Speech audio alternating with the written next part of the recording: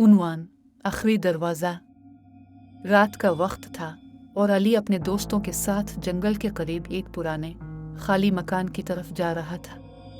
उन्हें सुना था कि इस मकान में कुछ पुरअसरार वाक़यात रूनुमा होते हैं। अली ने हमेशा खुद को बहादुर समझा, लेकिन जैसे जैसे वो मकान के करीब पहुंचे, एक अजीब सी घबराहट इसके दिल में बैठ गई। मकान का दरवाज़ा पुराना और जंग आलूद था। अली ने धीरे से दरवाज़ा खोला तो अंदर घुप अंधेरा था। दोस्तों ने हंसकर कहा, क्या हुआ? डर गए। अली ने खुद को मजबूत करते हुए कदम अंदर रख दिया। अंदर का माहौल सर्द और खौफनाक था। दीवारों पर अजीब व गरीब निशानात थे और हवा में एक पुरअसरार सी बो फैली हुई थी। अली और उसके दोस्तों ने मकान की खोज शुरू की। कमरे एक दूसरे से मुंसलिक थे, लेकिन सबके आखिर में एक बंद दरवाज़ा था जिस पर कदीम अंदाज में कुछ लिखा हुआ था।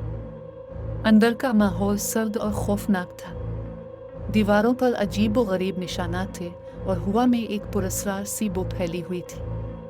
अली और उसके दोस्तों ने मकान की खोज शुरू की। कमरे एक दूसरे से मुंसलिक थे, लेकिन सबके आखिर में एक बंद दरवाज़ा था जिस पर कदीम अंदाज में कुछ लिखा हुआ था। दोस्तों ने मजाक करते हुए कहा, चलो इस दरवाजे को खोलते हैं। अली ने दरवाजे को छुआ, लेकिन फौरन ही इसका दिल जोर जोर से धड़कने लगा। अचानक इसकी आंखों के सामने हर चीज घूमने लगी। दरवाजा खुद ब खुद खुल गया।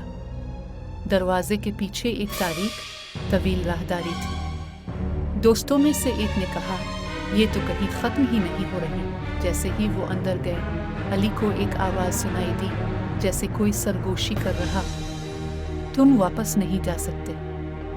वो सब मुड़ने लगे, लेकिन उनके पीछे का दरवाजा गायब हो चुका था। अब वो एक ना खत्म होने वाले चक्कर में फंस गए थे। हर तरफ से अजीब व गरीब आवाजें आने लगी, चीखें, सरगोशियां और खौफनाक साए। मकान की दीवारों से खून रिसने लगा और हर कदम के साथ खौफ बढ़ता गया। आखिरकार अली की नज़र एक आईने पर पड़ी जो राहदारी के आखिर में था।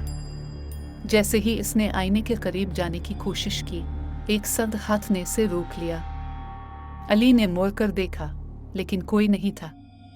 आईने में इसका अक्स बदल चुका था। वो खुद को एक कैद खाने में बंद देख रहा था और आईने के दूसरी तरफ एक सायेदार शक्ल मुस्कुरा रही थी। अब वो समझ चुका था कि वो कभी इस मकान से बाहर नहीं जा सकता।